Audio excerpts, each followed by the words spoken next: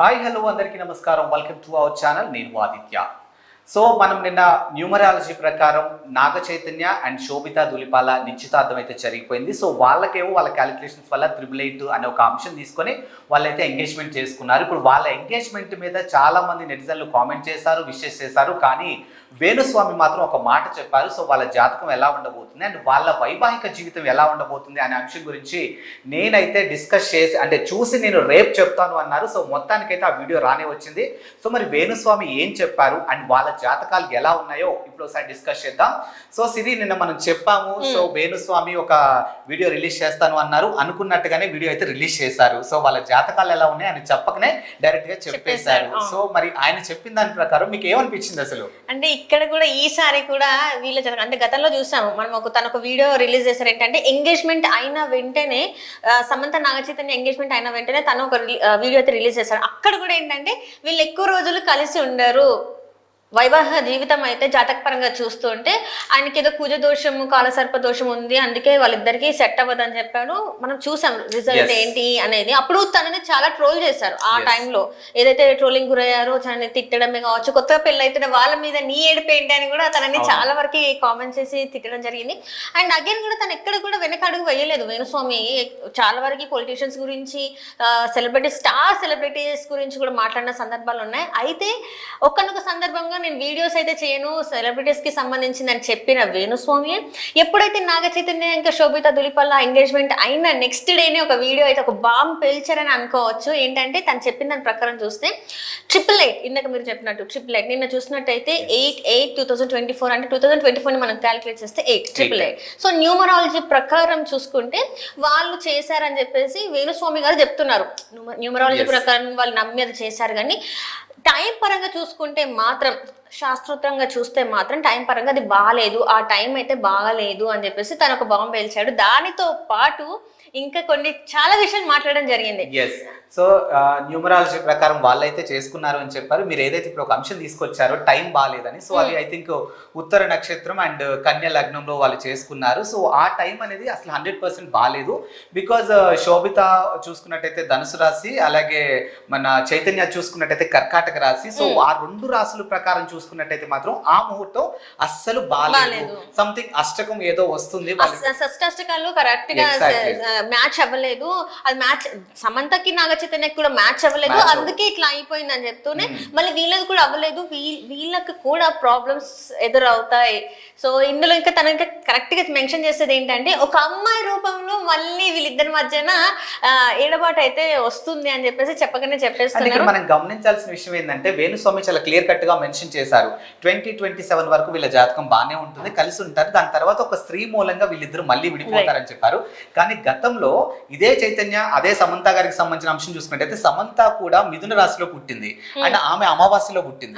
Exactly శోభిత కూడా అమావాస్యలోనే పుట్టింది.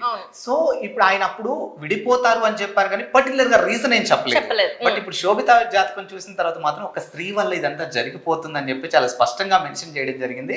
So మరి దానికి సంబంధించినటువంటి అంటే విడిపోకుండా ఉండాలి, నా జాతకం ఫెయిల్ అవ్వాలని చెప్తూనే దీనికి సంబంధించినటువంటి నివారణలు ఏదైతే ఏమంటారు వాటిని అంటే పూజలు చేసుకోమని, ఏవైతే శాంతి పూజలు ఉంటాయో జాతక రీత్యా ఏవైతే ఉన్నాయో ఇప్పుడు నాగ చైతన్య గారికి శోభిత ధూళిపాల ఏదైతే వాళ్ళిద్దరు జాతక రీత్యా కొన్ని పూజలు చేసుకోమని సజెస్ట్ చేస్తున్నారు.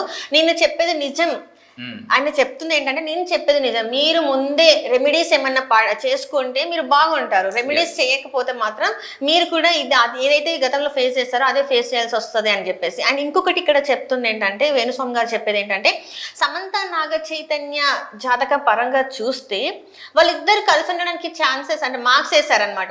వాళ్ళిద్దరికి సమంత నాగ చైతన్య గారికి వేసిన మార్క్స్ ఏంటంటే 50 వేశారు. ఇక్కడ ఏమంటారు శోభితకి చైతన్యకి వేసిన మార్క్స్ ఏంటంటే 10 మార్క్స్ వేశారు. తను చెప్పడం ఏంటంటే నేను 50 మార్క్స్ వేసిన వాళ్ళే 3 సంవత్సరాలు 4 సంవత్సరాలు కలిసి ఉండలేదు, మరి నేను అయితే 10 మార్క్స్ ఇస్తున్నా. జాతక పరంగా చూసుకుంటే సమంత జాతకం 100కి 100% చాలా బాగుంది, కానీ శోభితది మాత్రం అలా లేదు అని చెప్పేసి చెప్తున్నాడు. అంటే నేను చెప్పేది ఎట్లా ఉందంటే తను చెప్తున్నాడు కూడా, నేను ముందే చెడుని ముందు పెడితే వాళ్ళు రెమెడీస్ తీసుకోవడానికి బాగుంటది, వాళ్ళు ముందే అన్ని నివారణలు చేసుకోవచ్చు అని చెప్పేసి చెప్తున్నాడు. ఇది ఒక కింద వాళ్ళని మరి భయపెడుతున్నట్ట ఏంటి. ఇంకొకటి కూడా చెప్తున్నాడు, మీ మస్కి లైక్ సోషల్ మీడియాలో ఉన్న కొంతమంది చెల్లో మీ పని మీరు స్టార్ట్ చేయండి, ఇంకా నా వీడియో అయితే కంప్లీట్ అయిపోయింది, మీరు చెయ్యండి అని చెప్పేసి కూడా మీకు కూడా ఫుల్ ఇంకా టైం పాస్ అవుతుంది అని చెప్పేసి కూడా చెప్తున్నారు. సో మరి అసలు ఎలా చూద్దాం ఇది. అండ్ ఇంకో విషయం ఏంటంటే, ఇప్పుడు ఇదే వేణుస్వామి ఒక అంశం చెప్పాడు, అంటే ఇండస్ట్రీ పరంగా చూసుకుంటే సమంత గ్రాఫ్ అయితే నెక్స్ట్ లెవెల్లో ఉండబోతుందని చెప్పాడు. ఇంకా కొన్ని ఇయర్స్ కైనా కూడా యాజ్ ఇండస్ట్రీ పరంగా ఒక హీరోయిన్ గా తను ఏదైతే అచీవ్ చేయాలనుకుంటుందో అవన్నీ సక్సెస్ఫుల్ గా తను సాధించగలుగుతుంది. కానీ శోభిత పరంగా చూసుకుంటే పర్సనల్ లైఫ్ అలాగే ఉండింది, ప్రొఫెషనల్ లైఫ్ కూడా అలాగే ఉండింది. ఓవరాల్ గా చూసుకుంటే కూడా ఆమె జాతకంకి జస్ట్ 10 మార్క్స్ వేసాడు. ఏంటి ఇండస్ట్రీ పరంగా చూసుకుంటే 20 మార్క్స్ వేయడం జరిగింది. చైతన్యతో వైవాహిక జీవితానికి సంబంధించిన అంశం చూసుకుంటే మాత్రం జస్ట్ 10 మార్క్స్ మాత్రమే వేయడం జరిగింది. సో ఐ థింక్ అంటే ఇప్పుడు చాలా మంది ఎలా మాట్లాడుకుంటున్నారంటే, వేణుస్వామి చెప్పిన దానికంటే ముందు కూడా కేవలం సమంత కొన్ని సినిమాల్లో నటించడం వల్లే, అది చైతన్యకి ఇష్టం లేకపోవడం వల్లే అక్కినేని అనేది ఒక బ్రాండ్, అంటే తెలుగు ఇండస్ట్రీలో ఒక బ్రాండ్ ఫ్యామిలీ అన్నట్టుగా ఉంటారు కాబట్టి, సో అలాంటి ఫ్యామిలీలో కోడలుగా ఉన్నప్పుడు నీకు చాలా రెస్పాన్సిబిలిటీస్ ఉంటాయి. సో నువ్వు చేసినటువంటి కొన్ని సినిమాల కారణంగానే ఈ రోజు నీ ఫ్యామిలీలో చిచ్చు పెట్టడం రావడం జరిగిందని చెప్పి మెన్షన్ చేయడం జరిగింది. మరి ఇప్పుడు శోభిత జాతకం అంటే ఇండస్ట్రీ పరంగా చూసుకుంటే శోభితకు అంత స్కోప్ లేదని చెప్పేసి వేణుస్వామి చెప్తున్నారు. అండ్ శోభిత చేసిన కొన్ని ఫిలిమ్స్ కూడా మనం గతంలో చూసుకుంటే సమంత కన్నా ఎక్కువ బోల్డ్ యాక్టింగ్ ఉంది. తను మళ్ళీ చూస్తున్నట్టయితే బాలీవుడ్ చేసింది, హాలీవుడ్ మూవీస్ కూడా ఇప్పుడు చేస్తుంది.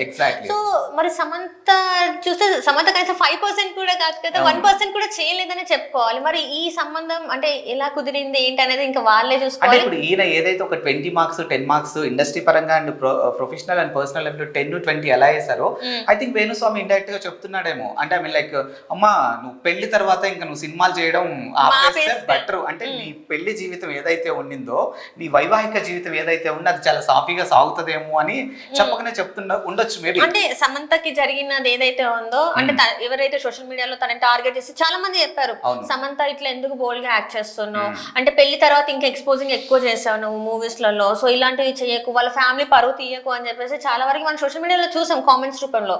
అండ్ ఇప్పుడు ఇలాంటివి నువ్వు ఫేస్ చేయకుండా ఉండాలంటే నువ్వు సినిమాలు తగ్గించుకుంటే మంచిది. అసలు ఇండస్ట్రీలో ఇంకా నువ్వు వెనక్కి వెళ్ళి నీ వైవాహిక జీవితాన్ని సర్దుకుంటే మంచిది అన్నట్టు అనిపించింది. మరి నిజంగా మరి చేయకుండా ఉంటుందంటారా మరి శోభిత?